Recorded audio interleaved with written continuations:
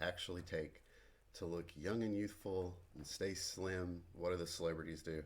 I'm going to tell you. So, this video is really to open your eyes as to what people are actually doing that you see on well, not the cover of magazines. Magazines aren't out much nowadays, but when you see ads with models and things like that, and you think, wow, are they really just dieting and exercising? Probably not. There's a lot more to it, especially if you have the money. And I'm going to go over that with you guys today. So how does someone achieve this look and maintain it all year round? The Kim Kardashian look, the Jennifer Lopez look, stuff like that. So the first thing is accountability and time management. They're going to hire the top coaches and experts, and this gives them sort of an accountability. Whether or not those coaches actually know what they're talking about, it's almost like a placebo effect, right? They've hired the best.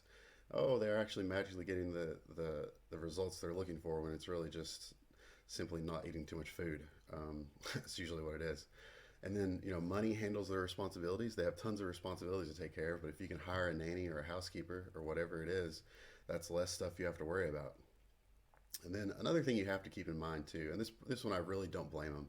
This goes for athletes as well. Is if they don't get the results they're looking for to look young and youthful and ripped and whatever, they're not going to get paid. Like, this is their career.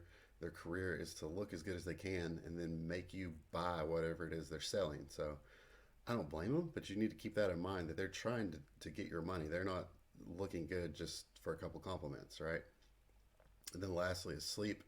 If you have the money, you can get more sleep, and sleep is always key, especially to losing weight and putting on muscle. Next up, cosmetic surgery. This one should be obvious to everyone. This is the most expensive out of everything on here, and it's also the most dramatic. Liposuction, that's a big one. And then this next one is sort of new. I used to think was actually crap, but it does definitely work based off what I've seen, and that's cryolipolysis. Lipolysis is like fat burning, and cryo obviously means freezing, so it's fat freezing is what it is. So it's almost like sculpting, and I don't know if it's something that's going to last long term, but at least for the short term, like 3 to 6 months, it definitely works. The other one, Brazilian butt lift, a BBL, that's a big one in Hollywood. I mean, yeah, they're going to do that way before they get under a squat bar and get under some heavy weight. And you can absolutely tell 100%.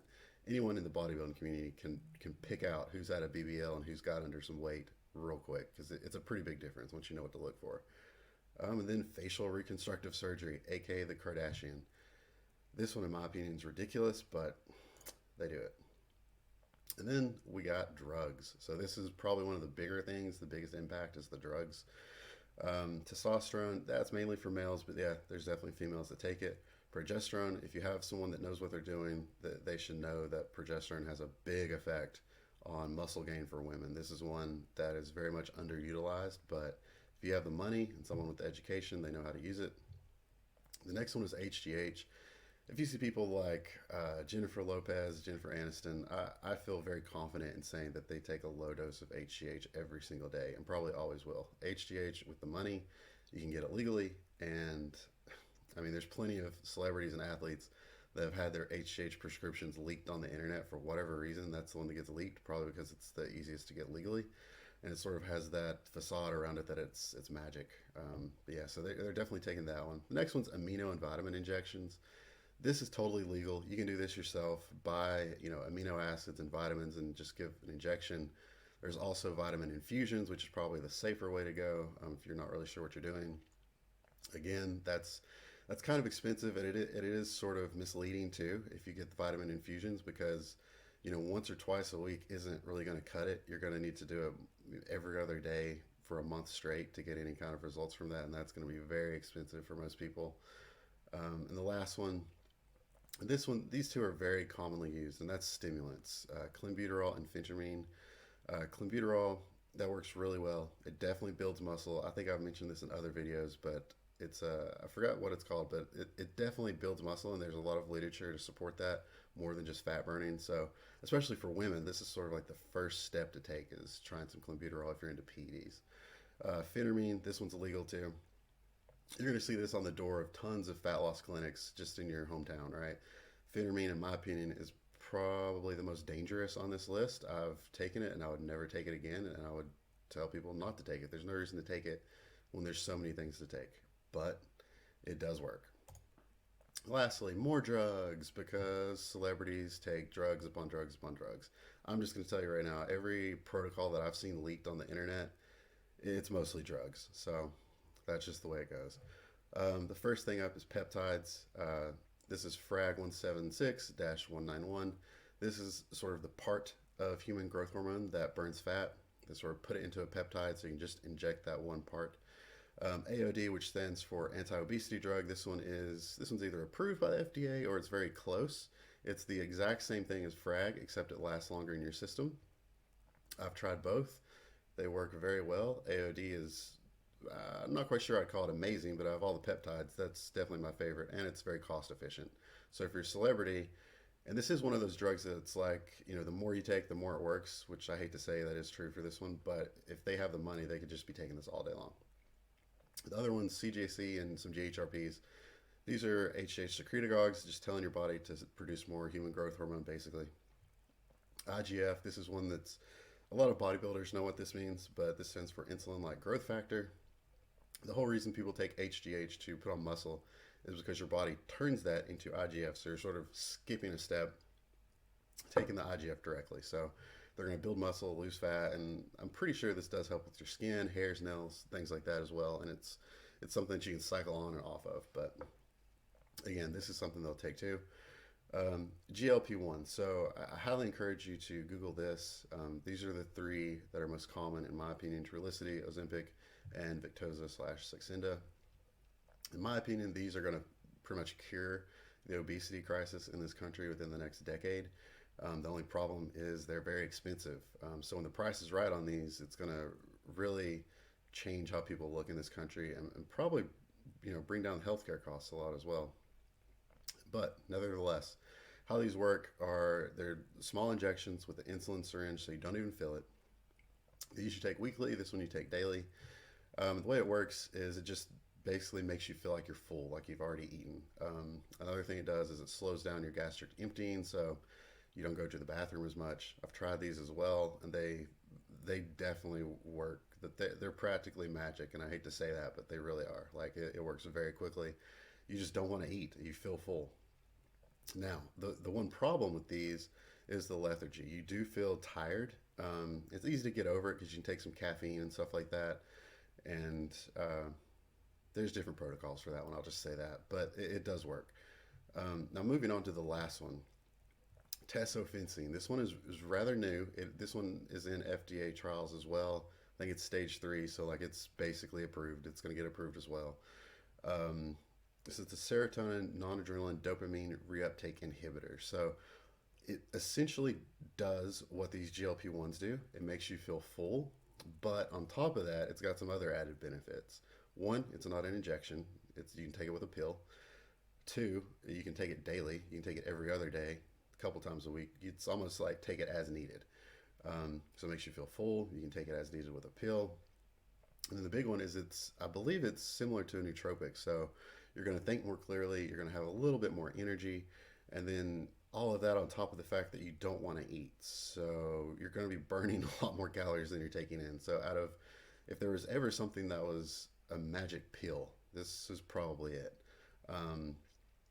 So these last few here, the GLPs and the tesofensine is also somewhat expensive too.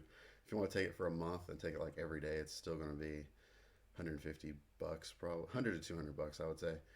But yeah, like some of this stuff gets really expensive. The accountability and management, I would say, for the top coaches, to have your meals made for you, have a nanny and things like that, at least $5,000 a month, probably more than that. Cosmetic surgery, $125K easily. These drugs, so the big chunk of $15K with these drugs specifically is going to be the HGH. Now, if you get it with a prescription, it is going to be way more expensive than on the black market, obviously. But nevertheless, $15K is what I would say for all of this stuff. And that's being a little generous, considering how many vitamin injections they probably do take. And then lastly, for the more drugs section, I would say $25K. GLP-1s, with a prescription, they're thousands of dollars. Tesofensine on the black market is $200, and when it gets approved, I bet it'll also be thousands of dollars. And the fact that they take these like candy all year round, on top of peptides that I'm sure they get a prescription for. AOD, a week's worth is like less than 20 bucks on the black market, but I know with a prescription it's like 5 times that, maybe even more than that. So 25K, I might be overshooting that a little bit. But the point is, all of this stuff, I mean, how much is that? 25, 35, 40. I mean, that's well over 150,000, almost $175,000 just for all this stuff. Nobody can afford that unless you're rich, and like that's fine. That's great. I don't blame them for taking this stuff at all, but the point is, you need to stop comparing yourself to these celebrities. Like, you can achieve all of this stuff with a good diet and exercise. And I know that sounds really lame to say, but what did all of those supplements and drugs have in common, right? They just made things happen faster, and they made them feel full, so they didn't eat as much. So if you have the willpower to not eat as much as you want and just work a little bit harder, you're going to get the same results as them and very close to the same time without spending $100,000. So, keep that in mind. Be realistic with your goals.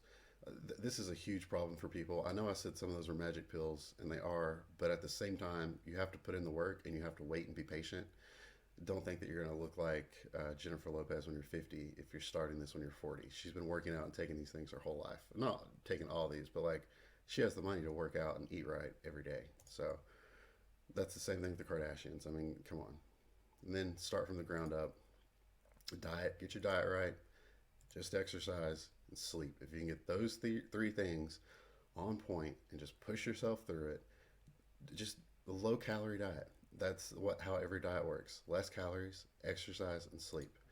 You'll be fine. And then out of all that, you want to make sure you can sustain it and adhere to it. And that doesn't mean if you have to do a low carb diet, for example, if that's how a low calorie diet works for you best is low carbs.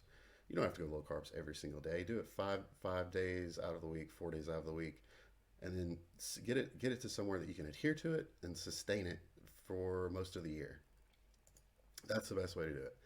And then, of course, all of these things I mentioned were just supplements that are going to help them adhere to the diet. And there's plenty of over-the-counter things that are still going to help you adhere to the diet.